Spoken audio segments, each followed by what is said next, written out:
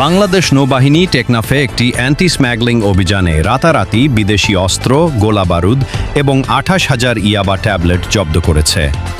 বাংলাদেশ নৌবাহিনী জানিয়েছে যে তারা গভীর রাতে পরিচালিত অভিযানে বিদেশি আগ্নেয়াস্ত্র, গোলাবারুদ এবং হাজার হাজার ইয়াবা ট্যাবলেট জব্দ করেছে, যা মিয়ানমার সীমান্তের কাছাকাছি একটি উপকূলীয় এলাকা, যা চোরাচালান কার্যক্রমের জন্য পরিচিত।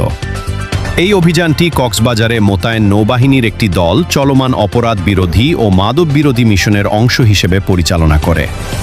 গোয়েন্দা তথ্যের ভিত্তিতে নৌবাহিনীর বিশেষ ডুবুরি ও নৌ কমান্ডো ইউনিটের সদস্যসহ দুটি বিশেষ অপারেশনাল দল নীলা ইউনিয়নের ফুলের ডেইল এলাকায় তল্লাশি চালায়।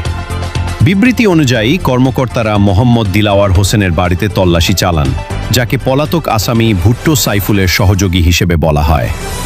অভিযানের সময় কর্মকর্তারা দুটি G3 রাইফেল, একটি MA1 রাইফেল, 8টি ম্যাগাজিন, 190 রাউন্ড জীবন্ত গুলি এবং 10টি খালি কার্তুজ উদ্ধার করেন। তারা 28,000 ইয়াবা ট্যাবলেটও জব্দ করেন, যা অভিযোগ অনুযায়ী চোরাচালানের জন্য মজুত করা হয়েছিল।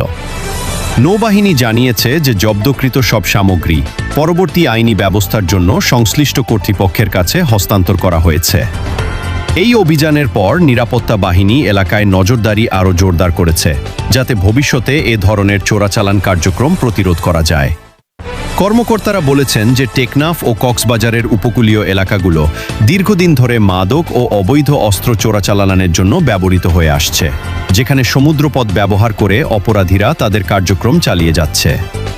নৌবাহিনী ও অন্যান্য আইন শৃঙ্খলা রক্ষাকারী বাহিনী দেশ জুড়ে শান্তি শৃঙ্খলা বজায় রাখা এবং সীমান্ত এলাকাগুলোকে নিরাপদ রাখার জন্য এ ধরনের অভিযান ভবিষ্যতেও চালিয়ে যাওয়ার অঙ্গীকার করেছে। কর্মকর্তাদের মতে এই নেটওয়ার্কের অন্যান্য সদস্যদের খোঁজ চলছে এবং শিগগিরই আরও গ্রেপ্তারের সম্ভাবনা রয়েছে।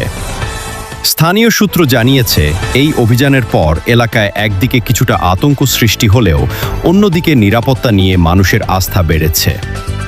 সাধারণ মানুষ আইন শৃঙ্খলা বাহিনীর এই উদ্যোগকে স্বাগত জানিয়েছে। সরকারও স্পষ্টভাবে জানিয়েছে যে মাদক ও অস্ত্র চোরাচালানের বিরুদ্ধে শূন্য সহনশীলতা নীতি অব্যাহত থাকবে এবং এতে জড়িতদের বিরুদ্ধে কঠোর আইনগত ব্যবস্থা নেওয়া হবে। আর মুহাম্মদ